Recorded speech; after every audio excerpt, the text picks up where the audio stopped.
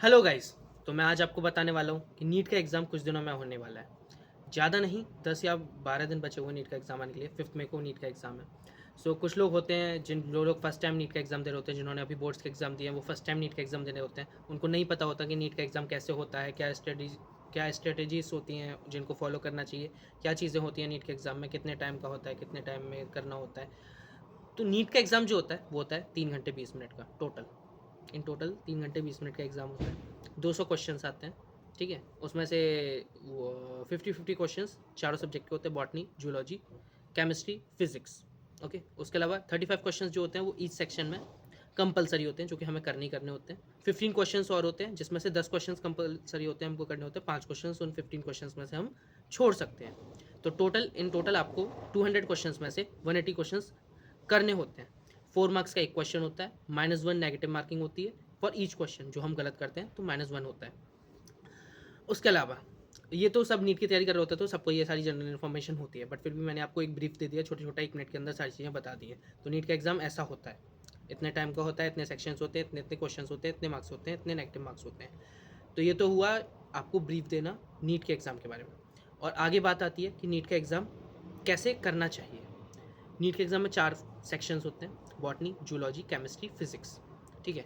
आप 5 मई को जब एग्ज़ाम देने के लिए जाओगे आपके सेंटर पर, तो आप 1 घंटे पहले ही पहुँच जाओ तो ज़्यादा अच्छा होगा। वो आपके लिए ज़्यादा अच्छा होगा। और जो ड्रेस कोड नीट के लिए होता है, वो ड्रेस कोड को आप फॉलो करो। क्योंकि अगर आप ड्रेस कोड को फॉलो नहीं करोगे, तो हो सकता है कि आपको एग्ज़ाम ना देने दिया जाए, आप एग्ज़ाम ही ना दे पाओ। इतनी प्रिपरेशन करने का क्या मतलब बनता है आपका फिर? अगर आप एग्ज़ाम नहीं दे पाओगे, ड्रेस कोड फॉलो नहीं करोगे उसकी वजह से, उस छोटी-सी चीज़ की वजह से आपका पूरा 1 साल बर्बाद हो सकता है। और उसके अलावा आप अगर जल्दी पहुँच जाओगे तो आप अपनी सीट पर जाकर जल्दी बैठ पाओगे। आपको ज़्यादा फ़ॉर्मेलिटीज़ करने के लिए ज़्यादा टाइम नहीं देना पड़ेगा। जो फ़ॉर्मेलिटीज़ वहाँ पर जाकर होती हैं, वहाँ पर जाकर आपकी स्कैनिंग होती है, थंब इम्प्रेशंस होते हैं, आपके सिग्नेचर्स लिए जाते हैं, काफ़ी सारी चीज़ें होती हैं, तो आप आसानी से वो सारी चीज़ें कर पाओगे। और उसके अलावा बात होती है, अगर आप हो सके तो 1 दिन पहले अपना सेंटर जाकर देख लो, तो ज़्यादा अच्छा होगा आपके लिए, क्योंकि आपको ढूँढना नहीं पड़ेगा एट द मोमेंट कि आप भटक जाओ रास्ते से, या फिर सेंटर पहली बार देख रहे हो तो आपको ना मिल पाए सेंटर। तो वो आपको स्कूल पहले देख लेना चाहिए, क्योंकि जनरली नीट का एग्ज़ाम जो होता है उसका सेंटर स्कूल्स में ही पड़ता है। सीबीएसई स्कूल में पड़ता है, या फिर नवोदय वगैरह होते हैं, मिलिट्री स्कूल्स होते हैं, उनमें पड़ता है। मेरा लास्ट टाइम जो पढ़ा था वो पढ़ा था मिलिट्री स्कूल में, जो कि रिफाइनरी में पड़ता है, बट आपको नहीं पता होगा मथुरा से। तो ये सारी चीज़ें होती हैं। उसके बाद आपके पास जैसे ही पेपर आएगा, आप पेपर को पहले देखो, थॉरोली रीड नहीं करना उसको, सिर्फ देखो उसको कि आपको कौन सा सेक्शन है जिसमें आपको क्वेश्चन ज़्यादा समझ में आ रहे हैं, ज़्यादा आप जिस सेक्शन के क्वेश्चन कर पा रहे हो। ज़्यादातर जनरली नीट स्टूडेंट्स होते हैं, उनको बायोलॉजी काफ़ी ज़्यादा स्ट्रॉन्ग होती है, तो वो सबसे पहले बॉटनी के या जूलॉजी के क्वेश्चन अटैम्प्ट करते हैं। तो वो चीज़ आपको देखनी है कि आपको किस सेक्शन के क्वेश्चन सबसे पहले अटैम्प्ट करने हैं, आप किस सेक्शन के क्वेश्चन को ज़्यादा सॉल्व कर पा रहे हो। तो आप पहले देखो जिस सेक्शन के क्वेश्चन आप पहले ज़्यादा सॉल्व कर पा रहे हो, पहले अच्छे से कर पा रहे हो, उस सेक्शन को आप सबसे पहले सॉल्व करो, ठीक है? ओएमआर आपको मिल गया तो ओएमआर केयरफुली भरो। ओएमआर में अगर कोई गलती होगी तो आपको पेपर डिस्क्वालीफाई कर दिया जाएगा, आपकी ओएमआर चेक ही नहीं होगी। हो सकता है आपने रोल नंबर में कुछ गड़बड़ की हो, या फिर आपके नेम में कुछ गड़बड़ हो, कहीं भी कुछ भी गड़बड़ होगी तो वो ठीक नहीं होगा।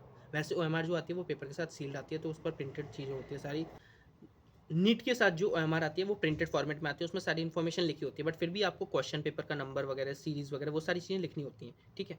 तो आपको वो सारी चीज़ें पहले वेरीफाई करनी चाहिए। ओएमआर में जो आपकी इन्फॉर्मेशन लिखी हुई है, आपका रोल नंबर लिखा हुआ है, आपका नाम, पेरेंट्स नेम वगैरह जो कुछ भी लिखा हुआ है, वो आपको वेरीफाई करनी चाहिए कि आपकी सच में वो चीज़ें वेरीफाइड हैं या नहीं है, सारी चीज़ें सच ठीक-ठीक लिखी हुई हैं या नहीं है, स्पेलिंग ठीक है या नहीं है। क्योंकि अगर उसमें कुछ गड़बड़ होगी तो हो सकता है आपको रिज़ल्ट भी ठीक से ना मिल पाए, आपको डिस्क्वालीफाई कर दिया जाए, आप एग्ज़ाम के लिए एलिजिबल ना हो, ऐसा कुछ सीन हो सकता है। इसलिए आप पहले वो चीज़ें वेरीफाई करो, ओएमआर में जो डिटेल्स हैं वो सही लिखी हुई हैं या नहीं लिखी हुई हैं। उसके बाद बात आती है ओएमआर भरने की, तो ओएमआर को आप केयरफुली भरो, क्योंकि ऐसा होता है स्टूडेंट्स ने पेपर में जो है वो अच्छे से सॉल्व कर रखा है। फिजिक्स में ज़्यादातर यही होता है, पेपर में अच्छे से हमने सॉल्व कर लिया, ठीक है? उसके बाद ऑप्शंस में हमने मार्क कर लिया ठीक से, बट ओएमआर भरते टाइम हम बी की जगह सी कर देते, सी की जगह डी कर देते, क्योंकि क्वेश्चंस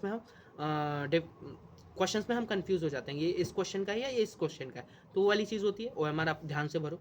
ओएमआर में अगर गलती होगी तो वो आपकी दोबारा ठीक हो ही नहीं सकती, क्योंकि दूसरी ओएमआर मिलती नहीं है, उसी ओएमआर को माना जाएगा आपका आंसर। अगर उसमें गलती होगी तो बहुत प्रॉब्लम हो सकती है। इसीलिए better to recheck the answers before filling it in OMR. अगर आप ओएमआर में फिल आउट कर रहे हो सर्कल को, तो उससे पहले आप एक बार चेक कर लो आंसर यही है या नहीं है, क्योंकि आपके पास 3 घंटे 20 मिनट, ठीक है। अगर आप 3 घंटे में भी पूरा पेपर सॉल्व कर लेते हो, तो 20 मिनट में आप OMR भर सकते हो। तो 20 मिनट OMR भरने के लिए सफिशिएंट है। 180 क्वेश्चंस होते हैं, OMR भरने के लिए इतने सफिशिएंट होते हैं, ठीक है। और बॉटनी और जूलॉजी के क्वेश्चंस जो होते हैं वो ज़्यादा टाइम आपका लेते नहीं है। बायोलॉजी नीट स्टूडेंट्स की सबसे ज़्यादा स्ट्रॉन्ग होती है, इसीलिए वो नीट चूज़ करते हैं, क्योंकि बायो उनको अच्छी लगती है। तो वो चीज़ आपको देखनी चाहिए OMR भरते टाइम, ठीक है। उसके बाद जनरली जो लोग होते हैं, नीट स्टूडेंट जनरली जो होते हैं, इन जनरल मैं बात कर रहा हूँ, तो नीट स्टूडेंट्स जो होते हैं वो सबसे पहले बायो सॉल्व करते हैं, उसके बाद केमिस्ट्री सॉल्व करते हैं, उसके बाद फिजिक्स सॉल्व करते हैं। फिजिक्स क्योंकि न्यूमेरिकल्स होते हैं, वो दिमाग ख़राब कर देते हैं, और शुरू में दिमाग ख़राब हुआ तो पूरे पेपर में दिमाग ख़राब रहता है, तो बायो के क्वेश्चन भी वो ठीक से नहीं कर पाते हैं। इसीलिए आपको अपने हिसाब से देखना चाहिए। इन जनरल मैंने बताया, बट आपको अपने हिसाब से देखना चाहिए कि कैसे आपको पेपर सॉल्व करना है, कैसे आपके लिए वो सूटेबल है, आपको कौन सा सेक्शन पहले सॉल्व करना चाहिए। जिस सेक्शन में आपको क्वेश्चन सबसे ज़्यादा सॉल्व हो पा रहे हो, उस सेक्शन को आप पहले सॉल्व करिए। उस सेक्शन को आप कम से कम टाइम में सॉल्व कर पाओगे, क्योंकि अगर आप फर्स्टली फ्रेश माइंड से अच्छे मूड के साथ पेपर शुरू करोगे उस सेक्शन का, तो आप जल्दी से जल्दी और कम टाइम में उस सेक्शन को सॉल्व कर पाओगे। और आप आंसर मार्क करने से पहले एक बार क्वेश्चन को अच्छे से पढ़ो कि क्वेश्चन पूछ क्या रहा है, क्योंकि कई बार ऐसा होता है क्वेश्चन में नोट लिखा होता है, बट नोट वो दिखता ही नहीं है, और हम बिना नोट को देखे ऑप्शंस को मार्क कर देते हैं। ऐसा कई बार होता है, ओवर एक्साइटमेंट में भी होता है, और ज़्यादा कॉन्फिडेंस में भी होता है। और ओवर कॉन्फिडेंस, ओवर एक्साइटमेंट, ये चीज़ें वहाँ पर शो नहीं करनी है हमें। हमें कोई जज करने के लिए नहीं बैठा हुआ है, हमें अपने लिए वो एग्ज़ाम देना है, अपने लिए करना है वो हमें। तो आराम से, काल्मली हमको वो क्वेश्चन पेपर सॉल्व करना है, क्वेश्चंस पढ़ने हैं, आंसर देने हैं, OMR भी हमको साइलेंटली, आराम से, ध्यान देकर सॉल्व करनी है। उसके सर्कल्स जो हैं वो आराम से फिल आउट करने हैं, सर्कल से बाहर पेन ना जा रहा हो, इंक ना जा रहा हो, उस चीज़ का भी ख्याल रखना है।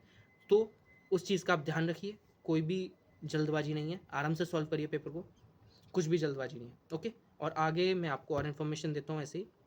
आगे आने वाली वीडियो में मैं नीट के बारे में आपको कुछ बताने वाला हूँ कि एग्ज़ाम जो देने जाना है आपको वो कैसे, मतलब और ज़्यादा बेनिफिशियल हो सकता है आपके लिए। अगर आप एग्ज़ाम देने जा रहे हो तो वो वीडियो आपके लिए बेनिफिशियल हो सकता है, ठीक है। ओके गाइज, मिलते हैं फिर नेक्स्ट वीडियो में। Okay guys, bye bye, good bye.